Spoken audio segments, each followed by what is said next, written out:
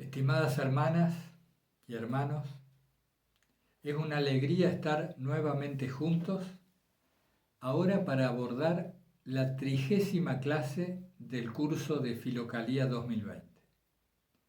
Parece mentira que ya estemos en 30 clases, más de 30 semanas, con los retrasos del caso, en que venimos tratando de aprender algo de estos monjes, de estos eremitas, que consagraban toda su vida a Dios en pensamiento, en sentimiento y en acción. Miren qué poco dice Filocalía de Editorial Lumen sobre Teodoro. Teodoro, obispo de Edesa, es a quien hoy nos vamos a dedicar. Dice que vivió alrededor de la segunda mitad del siglo IX en Edesa, donde nació. Se hizo monje cuando tenía más o menos 20 años, en el monasterio de San Saba, en Palestina. Y allí permaneció hasta los 60 años, de los 20 hasta los 60, 40 años de vida monástica. Luego se convirtió en obispo de Edesa y se dice que convirtió a un califa de Bagdad. Se dice, ¿no? Ustedes ven cómo todas estas biografías en Filocalía permanecen en una cierta nebulosa. Tenemos muy pocos datos. Pero les leía este párrafo por lo siguiente. Dice, en el final de su vida, Teodoro volvió a San Saba, luego de su oficio episcopal, y murió finalmente el 19 de julio del 848. En esta misma fecha la Iglesia celebra su memoria. Su sobrino, Basilio de Emesa, escribió su biografía, y a esto iba, la cual, sin embargo, no es considerablemente atendible. Su biografía no es considerablemente atendible. Y después hace una pequeña referencia a la atribución de sus obras publicadas en Filocalía bajo su nombre, según las notas 1 y 2. Ustedes van a tener el texto escaneado y lo pueden revisar. Pero esto de que la biografía de Teodoro no sea particularmente atendible, a mí me resulta ejemplar. ¿Qué quiere decir que no sea atendible? Que no ofrece ningún espectáculo, que a nuestros sentidos y a nuestra mente ávida de sensaciones y de epopeyas, de vidas épicas y de santos heroicos, no nos resulta atendible. Y es cierto, se pasó 40 años callado en un monasterio recitando la oración de Jesús. Después lo llamaron y lo obligaron a ser obispo. Esto de obligar es una palabra fuerte, quiero decir, ellos estaban sometidos a obediencia y si se le pedía consagrarse episcopalmente al cuidado de ciertos fieles en cierta localidad, por supuesto ellos aceptaban. Y después de su labor episcopal vuelve al monasterio y muere allí. Verdaderamente esa no es una biografía atendible. Claro, atendible para nosotros, ávidos del espectáculo de Hollywood en las vidas o de vidas espectaculares. Pero a mí me ha tocado el corazón esa parte también, porque reconozco en estos eremitas una santidad y sobre todo una búsqueda de la verdad interior, ¿no? En estas autoobservaciones que ellos constantemente estaban haciendo y que podemos leer en Filocalía. Veo algo de gran valor y vidas verdaderamente secretas, un martirio callado y amoroso, ¿no? He querido compartirlo con ustedes. Bueno, Teodoro tiene mucha sustancia. Hoy vamos a abordar 100 capítulos, centurias, de gran utilidad para el alma. Así se llama, ustedes lo pueden encontrar en la página 433 del volumen primero. Y como les decía, van a tener todo el texto escaneado. Aquí debajo del vídeo, en esta misma página. Hay varios temas. Yo quisiera empezar con el tema de la plenitud y la impasibilidad. Hay un tema central en Filocalía que no puede dejar de destacar, no puedo dejar de enfatizar. Si nosotros no tenemos la plenitud en nosotros mismos, todas nuestras acciones van a ser, en cierto modo, compensatorias, van a ser una compensación de esta carencia interior. Entonces, de cierta manera, todas nuestras conductas y comportamientos van a estar viciados de cierta nulidad, de cierta fatuidad, en el sentido en que actuamos para sentir. Esto es central en toda Filocalía y desde mi punto de vista en la vida espiritual. Si cada acción que se despliega busca sentir algo, porque estamos en carencia de una sensación de plenitud, nuestro comportamiento tiende a ser egoísta, necesariamente. Por más que pensemos en el amor al prójimo, oremos para que se nos conceda la gracia del amor al prójimo, o que, dicho en términos de entrecasa, por más que intentemos ser buenas personas, y mejor, buenos cristianos, en tanto en nosotros habite un vacío de significado, un vacío de sentido, es decir, en tanto no sintamos realmente la presencia de Dios en nuestro cotidiano, tendemos a abordar el mundo, las personas, las situaciones y cualquier cosa como compensando esto que nos falta. Esto es decisivo en todo el trasfondo de Filocalía y es doloroso en cierto modo de ver, porque tenemos que asumir, si revisamos nuestra jornada, de qué manera permanecemos fugados, escapando de este vacío, que insisto, es un vacío porque no encontramos el sentido profundo de la vida. Tómense el tiempo, si pueden, de leer el texto de Teodoro, porque él es muy claro en esto. Obviamente hay que diferenciar el lenguaje de la época, ¿no? Como dijimos ahí, han pasado más de 12 siglos. Diferenciar el lenguaje de la época y también a quienes él se estaba dirigiendo, que eran a sus pares o tal vez discípulos, compañeros de consagración. Entonces por ahí ustedes van a ver términos fuertes que en nuestra época cultural actual nos chocan, pero hay que aprender a leer entre líneas, tratar de detectar el espíritu de lo que estos monjes nos transmiten. Por ejemplo, él habla de los dos bautismos. Esto me pareció muy interesante. Él dice que hay dos bautismos.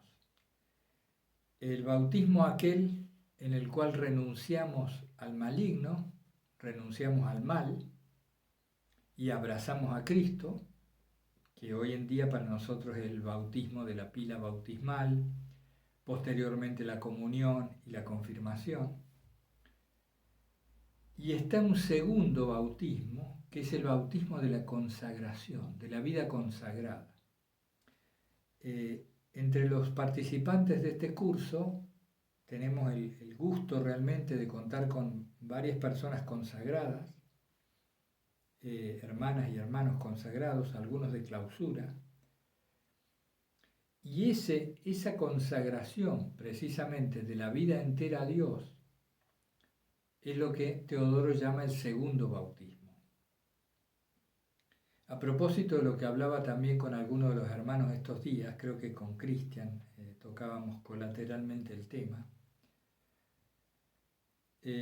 la consagración de vida no necesariamente tiene que ser, para quienes no podemos efectuarla, una consagración monástica exterior, es decir, quienes no podemos vivir en la clausura, por circunstancias personales, quienes no podemos adoptar un hábito exterior también. En definitiva, quienes no hemos tenido el don de esa hermosa vida en comunidad, cenobítica o eremítica, semi-eremítica, tenemos que darnos cuenta que la verdadera consagración es interior y que aunque no quitamos el valor ni el mérito de la consagración externa también, tenemos que asumir que en las condiciones que tenemos, el verdadero monje es interior.